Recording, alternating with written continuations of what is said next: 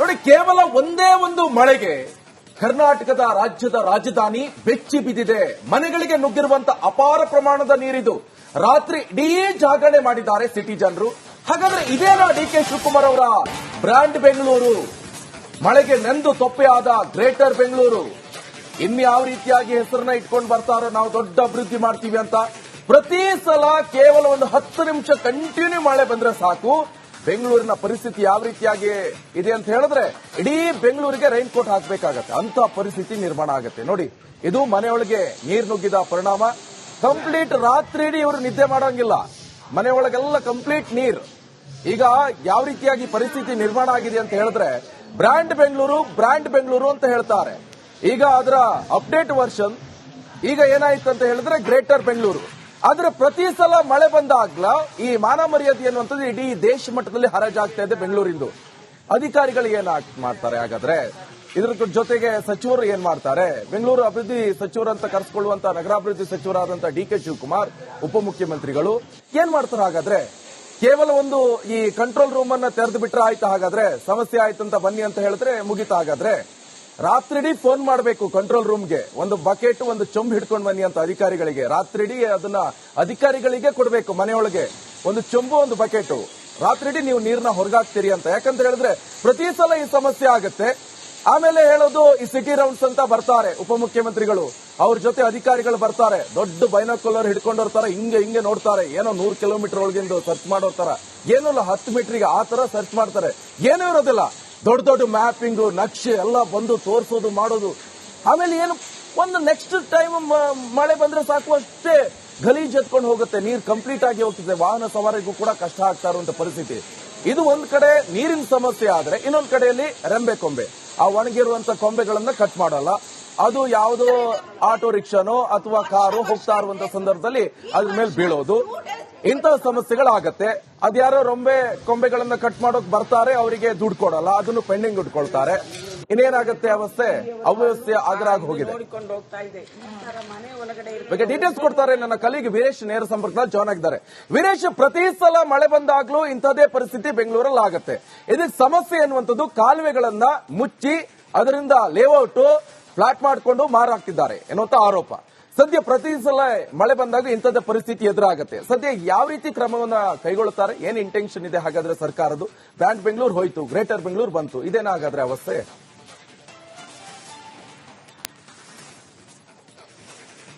ನಿಕೇಶ್, ನಾನು ಈಗ ಗ್ರೇಟರ್ ಬೆಂಗಳೂರು ಮತ್ತು ಬ್ರ್ಯಾಂಡ್ ಬೆಂಗಳೂರು ಪರಿಸ್ಥಿತಿ ತೋರಿಸ್ತೀನಿ. ಇದು ಡಿಕೆ ಶಿವಕುಮಾರ್ ಅವರ ಕನಸಿನ ಬೆಂಗಳೂರು. ನೋಡಿ ಯಾವ ರೀತಿ ಇದೆ, ಸಾಯಿ ಲೇಔಟ್ ಪರಿಸ್ಥಿತಿ ಇದು.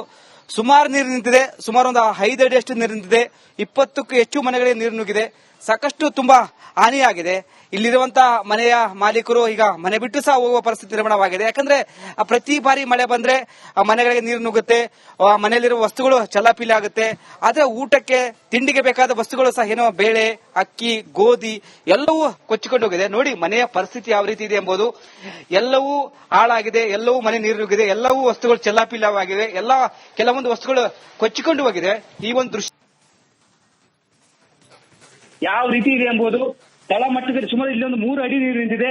ಅಧಿಕಾರಿಗಳು ಪ್ರತಿ ಬಾರಿ ಅಧಿಕಾರಿಗಳು ಬರ್ತಾರೆ, ನೋಡ್ತಾರೆ, ಮಾಹಿತಿ ಪಡ್ತಾರೆ, ಒಂದ್ ಕಡೆ ಎಲ್ಲ ಅಳತೆ ಮಾಡ್ಕೊಂಡು ಹೋಗ್ತಾರೆ, ಎಲ್ಲಿ ನೀರು ತಡಿಬೇಕು, ಎಲ್ಲಿ ಪ್ರಮಾಣದಲ್ಲಿ ನೀರು ಬರಲ್ಲ, ಎಲ್ಲವೂ ನೋಡ್ತಾರೆ. ಬಟ್ ಶಾಶ್ವತ ಪರಿಹಾರ ಮಾತ್ರ ಸಾಯಿ ಲೇಔಟ್ ಜನರಿಗೆ ನೀಡಿಲ್ಲ. ಯಾಕಂದ್ರೆ ಇವರೆಲ್ಲ ಟ್ಯಾಕ್ಸ್ ಕಟ್ತಾರೆ, ಕರೆಂಟ್ ಬಿಲ್ ಕಟ್ತಾರೆ, ನೀರಿನ ಬಿಲ್ ಕಟ್ತಾರೆ. ಬಟ್ ಅಧಿಕಾರಿಗಳು ಮಾತ್ರ ಶಾಶ್ವತ ಪರಿಹಾರ ನೀಡುವಲ್ಲಿ ವಿಫಲವಾಗಿದೆ. ಯಾಕಂದ್ರೆ ಸುಮಾರು 20ಕ್ಕೂ ಹೆಚ್ಚು ಮನೆಗಳು ನೀರು ನುಗ್ಗಿದೆ. ಒಂದ್ ಕಡೆ ಬ್ರ್ಯಾಂಡ್ ಬೆಂಗಳೂರು, ಗ್ರೇಟರ್ ಬೆಂಗಳೂರು ಇದೇನಾ ಎಂಬುದು ಒಂದ್ ಕಡೆ ಪ್ರಶ್ನೆ ಮೂಡುತ್ತೆ. ಒಂದ್ ಕಡೆ ಬಿಬಿಎಂಪಿ ಅಧಿಕಾರಿಗಳು ಮಳೆ ಬಂದ್ರೆ ಸೀದಾ ಡೈರೆಕ್ಷನ್ ಹೋಗೋದು ಕಂಟ್ರೋಲ್ ರೂಮ್ಗೆ, ಅಲ್ಲಿ ಹೋಗಿ ಸುಮ್ನೆ ಒಂದು ಪೋಸ್ಟ್ ಕೊಡ್ತಾರೆ, 4 ಫೋಟೋ ತೆಗ್ಸಂದ್ರೆ ಅದು ನಮ್ಮ ಮಾಧ್ಯಮಕ್ಕೆ ಕೊಡ್ತಾರೆ. ಅದು ಬಿಟ್ಟರೆ ಕೆಲಸನೇ ಮಾಡಲ್ಲ ಎಂಬುದು ಸ್ಪಷ್ಟ ಗೊತ್ತಾಗುತ್ತೆ. ಯಾಕಂದ್ರೆ ಎಲ್ಲವೂ ರಸ್ತೆಗಳು ಹಾಳಾಗಿವೆ, ನೀರು ನಿಂತಿದ್ದೇವೆ, ವಾಹನ ಸವಾರರು ಪರದಾಡೋ ಪರಿಸ್ಥಿತಿ ನಿರ್ಮಾಣವಾಗಿದೆ. ನೋಡ್ತಿರ್ಬೋದು ಇಲ್ಲೆಲ್ಲ ಸ್ಥಳೀಯರು ಆ ಒಂದು ಭಾಗಕ್ಕೆ ಮನೆಗೆ ಹೋಗ್ಬೇಕು, ಇಲ್ಲಿ ನೀರು ನಿಂತಿದೆ, ಯಾವ ರೀತಿ ಹೋಗ್ಬೇಕು ಅಂತ ಪ್ರಶ್ನೆ ಮಾಡ್ತಾರೆ. ಬಿಬಿಎಂಪಿ ಅಧಿಕಾರಿಗಳು ಇನ್ನೂ ಬಂದಿಲ್ಲ ಸ್ಥಳಕ್ಕೆ. ಈ ಒಂದು ಭಾಗದ ಮನೆ ನೋಡಿರ್ಬೋದು, ಕೆಳಗಡೆ ಮನೆನೇ ಬಿಟ್ಟಿದ್ದಾರೆ. ಯಾಕಂದ್ರೆ ನೀರು ಪ್ರತಿ ಬಾರಿ ಮಳೆ ಬಂದ್ರೆ ನೀರು ಇರುತ್ತೆ. ನೋಡಿ ಯಾವ ಪ್ರಮಾಣದಲ್ಲಿ ಈ ಒಂದು ಭಾಗದಲ್ಲಿ ನೀರು ನಿಂತಿದೆ ಎಂಬುದು. ಹೀಗಾಗಿ ಎಲ್ಲ ಒಂದ್ ಕಡೆ ಬೇಸತ್ತು ಬಿಟ್ಟಿದ್ದಾರೆ ಸಾಯಿ ಲೇಔಟ್ ಜನ. ಒಂದ್ ಕಡೆ ಕೋಟಿ ಏನೋ ಮನೆಗಳ ತಗೊಂಡು ಪರಿಸ್ಥಿತಿ ನೋಡಿದ್ರೆ, ಯಾಕಂದ್ರೆ ಜೀವನ ಮಾಡಕ್ಕಾಗಲ್ಲ. ಎಲ್ಲ ಚರಂಡಿ ನೀರು ತುಂಬಾ ಸ್ಮೆಲ್ ಇದೆ, ಹಾವು ಚೋಳು ಎಲ್ಲವೂ ಬರುತ್ತೆ. ಜೀವನ ಮಾಡೋದು ಹೇಗೆ ಎಂಬುದು ಒಂದ್ ಕಡೆ ಈ ಒಂದು ಭಾಗದ ಸಾರ್ವಜನಿಕರ ಸ್ಥಳೀಯರ ಪ್ರಶ್ನೆ ಆಗಿದೆ.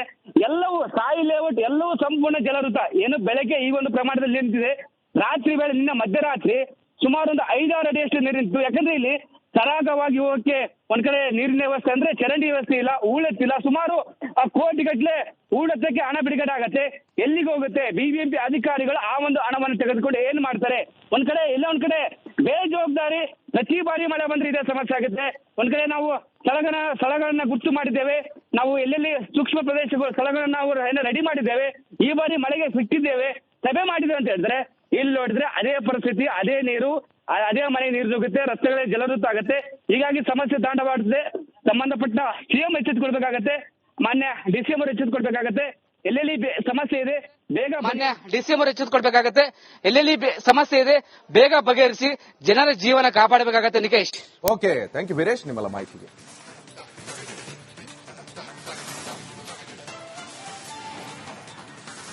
ನೋಡಿ, ಕೇವಲ ಒಂದೇ ಒಂದು ಮಳೆಗೆ ಕರ್ನಾಟಕದ ರಾಜ್ಯದ ರಾಜಧಾನಿ ಬೆಚ್ಚಿ ಬಿದ್ದಿದೆ. ಮನೆಗಳಿಗೆ ನುಗ್ಗಿರುವಂತ ಅಪಾರ ಪ್ರಮಾಣದ ನೀರಿದು. ರಾತ್ರಿ ಇಡೀ ಜಾಗರಣೆ ಮಾಡಿದ್ದಾರೆ ಸಿಟಿ ಜನರು.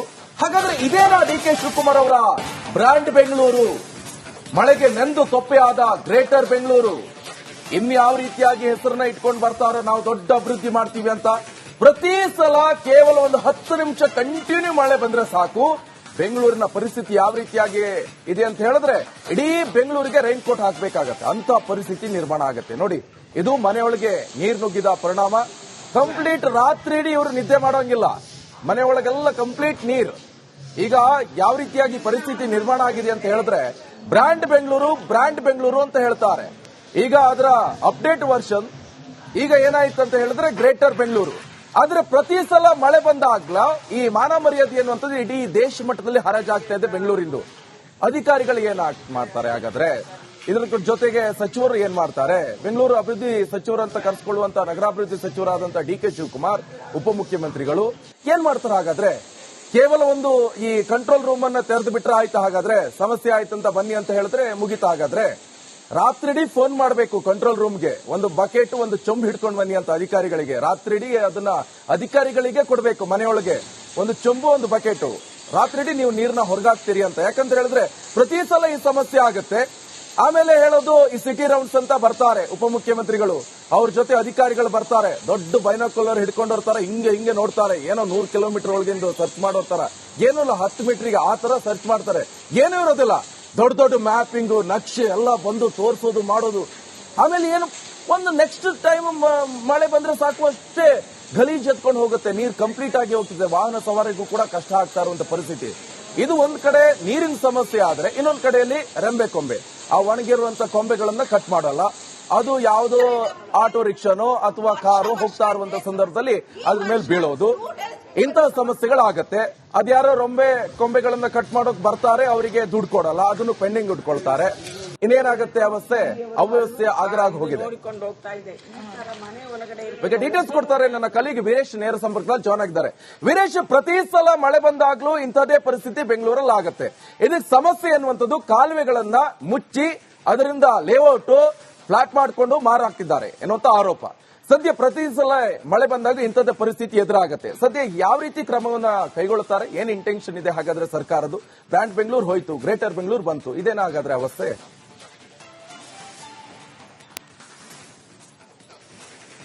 ನಿಕೇಶ್, ನಾನು ಈಗ ಗ್ರೇಟರ್ ಬೆಂಗಳೂರು ಮತ್ತು ಬ್ರ್ಯಾಂಡ್ ಬೆಂಗಳೂರು ಪರಿಸ್ಥಿತಿ ತೋರಿಸ್ತೀನಿ. ಇದು ಡಿಕೆ ಶಿವಕುಮಾರ್ ಅವರ ಕನಸಿನ ಬೆಂಗಳೂರು. ನೋಡಿ ಯಾವ ರೀತಿ ಇದೆ. ಸಾಯಿ ಲೇಔಟ್ ಪರಿಸ್ಥಿತಿ ಇದು. ಸುಮಾರು ನೀರು ನಿಂತಿದೆ, ಸುಮಾರು ಒಂದು 5 ಅಡಿಯಷ್ಟು ನೀರು ನಿಂತಿದೆ. 20ಕ್ಕೂ ಹೆಚ್ಚು ಮನೆಗಳಿಗೆ ನೀರು ನುಗ್ಗಿದೆ. ಸಾಕಷ್ಟು ತುಂಬಾ ಹಾನಿಯಾಗಿದೆ. ಇಲ್ಲಿರುವಂತಹ ಮನೆಯ ಮಾಲೀಕರು ಈಗ ಮನೆ ಬಿಟ್ಟು ಸಹ ಹೋಗುವ ಪರಿಸ್ಥಿತಿ ನಿರ್ಮಾಣವಾಗಿದೆ. ಯಾಕಂದ್ರೆ ಪ್ರತಿ ಬಾರಿ ಮಳೆ ಬಂದ್ರೆ ಮನೆಗಳಿಗೆ ನೀರು ನುಗ್ಗುತ್ತೆ, ಮನೆಯಲ್ಲಿರುವ ವಸ್ತುಗಳು ಚಲ್ಲಾಪಿಲ್ಲಿ ಆಗುತ್ತೆ. ಆದ್ರೆ ಊಟಕ್ಕೆ ತಿಂಡಿಗೆ ಬೇಕಾದ ವಸ್ತುಗಳು ಸಹ ಏನೋ ಬೇಳೆ, ಅಕ್ಕಿ, ಗೋಧಿ ಎಲ್ಲವೂ ಕೊಚ್ಚಿಕೊಂಡು ಹೋಗಿದೆ. ನೋಡಿ ಮನೆಯ ಪರಿಸ್ಥಿತಿ ಯಾವ ರೀತಿ ಇದೆ ಎಂಬುದು.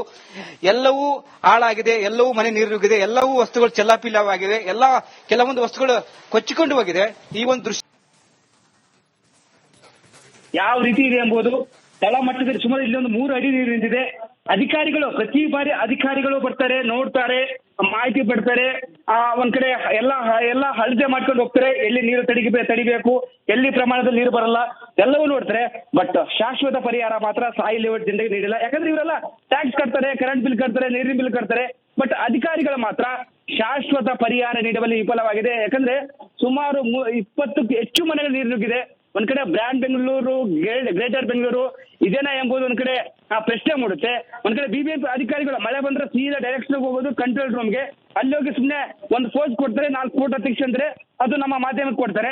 ಅದು ಬಿಟ್ರೆ ಕೆಲಸನೇ ಮಾಡಲ್ಲ ಎಂಬುದು ಸ್ಪಷ್ಟ ಗೊತ್ತಾಗುತ್ತೆ. ಯಾಕಂದ್ರೆ ಎಲ್ಲವೂ ರಸ್ತೆಗಳು ಹಾಳಾಗಿವೆ, ನೀರು ನಿಂತಿದ್ದೇವೆ, ವಾಹನ ಸವಾರರು ಪರದಾಡೋ ಪರಿಸ್ಥಿತಿ ನಿರ್ಮಾಣವಾಗಿದೆ. ನೋಡ್ತಿರ್ಬೋದು ಇಲ್ಲೆಲ್ಲ ಸ್ಥಳೀಯರು ಆ ಒಂದು ಭಾಗಕ್ಕೆ ಮನೆಗೆ ಹೋಗ್ಬೇಕು, ಇಲ್ಲಿ ನೀರು ನಿಂತಿದೆ, ಯಾವ ರೀತಿ ಹೋಗ್ಬೇಕು ಅಂತ ಪ್ರಶ್ನೆ ಮಾಡ್ತಾರೆ. ಬಿಬಿಎಂಪಿ ಅಧಿಕಾರಿಗಳು ಇನ್ನೂ ಬಂದಿಲ್ಲ ಸ್ಥಳಕ್ಕೆ. ಈ ಒಂದು ಭಾಗದ ಮನೆ ನೋಡಿರ್ಬೋದು, ಕೆಳಗಡೆ ಮನೆನೇ ಬಿಟ್ಟುಬಿಟ್ಟಿದ್ದಾರೆ. ಯಾಕಂದ್ರೆ ನೀರು ಪ್ರತಿ ಬಾರಿ ಮಳೆ ಬಂದ್ರೆ ನೀರು ಇರುತ್ತೆ ನೋಡಿ, ಯಾವ ಪ್ರಮಾಣದಲ್ಲಿ ಈ ಒಂದು ಭಾಗದಲ್ಲಿ ನೀರು ನಿಂತಿದೆ ಎಂಬುದು. ಹೀಗಾಗಿ ಎಲ್ಲೊಂದ್ ಕಡೆ ಬೇಸತ್ತು ಬಿಟ್ಟಿದ್ದಾರೆ ಸಾಯಿ ಲೇಔಟ್ ಜನ. ಒಂದ್ ಕಡೆ ಕೋಟಿ ಏನೋ ಮನೆಗಳ ತಗೊಂಡು ಪರಿಸ್ಥಿತಿ ನೋಡಿದ್ರೆ, ಯಾಕಂದ್ರೆ ಜೀವನ ಮಾಡಕ್ಕಾಗಲ್ಲ. ಎಲ್ಲ ಚರಂಡಿ ನೀರು ತುಂಬಾ ಸ್ಮೆಲ್ ಇದೆ, ಹಾವು ಚೋಳು ಎಲ್ಲವೂ ಬರುತ್ತೆ. ಜೀವನ ಮಾಡೋದು ಹೇಗೆ ಎಂಬುದು ಒಂದ್ ಕಡೆ ಈ ಒಂದು ಭಾಗದ ಸಾರ್ವಜನಿಕರ ಸ್ಥಳೀಯರ ಪ್ರಶ್ನೆ ಆಗಿದೆ. ಎಲ್ಲವೂ ಸಾಯಿ ಲೇಔಟ್ ಎಲ್ಲವೂ ಸಂಪೂರ್ಣ ಜಲವೃತ. ಏನು ಬೆಳಗ್ಗೆ ಈ ಒಂದು ಪ್ರಮಾಣದಲ್ಲಿ ನಿಂತಿದೆ, ರಾತ್ರಿ ವೇಳೆ ನಿನ್ನ ಮಧ್ಯರಾತ್ರಿ ಸುಮಾರು ಒಂದು 5-6 ಅಡಿಯಷ್ಟು ನೀರು ನಿಂತಿತ್ತು. ಯಾಕಂದ್ರೆ ಇಲ್ಲಿ ಸರಾಗವಾಗಿ ಹೋಗಕ್ಕೆ ಒಂದ್ ಕಡೆ ನೀರಿನ ವ್ಯವಸ್ಥೆ ಅಂದ್ರೆ ಚರಂಡಿ ವ್ಯವಸ್ಥೆ ಇಲ್ಲ, ಹೂಳೆತ್ತಿಲ್ಲ. ಸುಮಾರು ಕೋಟಿಗಟ್ಟಲೆ ಹೂಳೆತ್ತಕ್ಕೆ ಹಣ ಬಿಡುಗಡೆ ಆಗತ್ತೆ. ಎಲ್ಲಿಗೆ ಹೋಗುತ್ತೆ? ಬಿಬಿಎಂಪಿ ಅಧಿಕಾರಿಗಳು ಆ ಒಂದು ಹಣವನ್ನು ತೆಗೆದುಕೊಂಡು ಏನ್ ಮಾಡ್ತಾರೆ?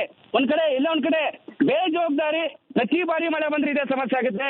ಒಂದ್ ಕಡೆ ನಾವು ಸ್ಥಳಗಳನ್ನ ಗುರ್ತು ಮಾಡಿದ್ದೇವೆ, ನಾವು ಎಲ್ಲೆಲ್ಲಿ ಸೂಕ್ಷ್ಮ ಪ್ರದೇಶಗಳು ಸ್ಥಳಗಳನ್ನ ನಾವು ರೆಡಿ ಮಾಡಿದ್ದೇವೆ.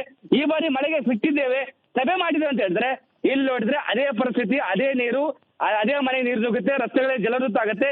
ಹೀಗಾಗಿ ಸಮಸ್ಯೆ ತಾಂಡವಾಡುತ್ತೆ. ಸಂಬಂಧಪಟ್ಟ ಸಿಎಂ ಎಚ್ಚೆತ್ತುಕೊಳ್ಬೇಕಾಗತ್ತೆ, ಮಾನ್ಯ ಡಿಸಿಎಂ ಅವರು ಎಚ್ಚೆತ್ತುಕೊಳ್ಬೇಕಾಗತ್ತೆ. ಎಲ್ಲೆಲ್ಲಿ ಸಮಸ್ಯೆ ಇದೆ ಬೇಗ ಮಾನ್ಯ ಡಿಸಿಎಂ ಅವರು ಎಚ್ಚೆತ್ತುಕೊಳ್ಬೇಕಾಗತ್ತೆ. ಎಲ್ಲೆಲ್ಲಿ ಸಮಸ್ಯೆ ಇದೆ ಬೇಗ ಬಗೆಹರಿಸಿ ಜನರ ಜೀವನ ಕಾಪಾಡಬೇಕಾಗತ್ತೆ. Nikesh, okay, thank you Veeresh ನಿಮ್ಮೆಲ್ಲ ಮಾಹಿತಿಗೆ.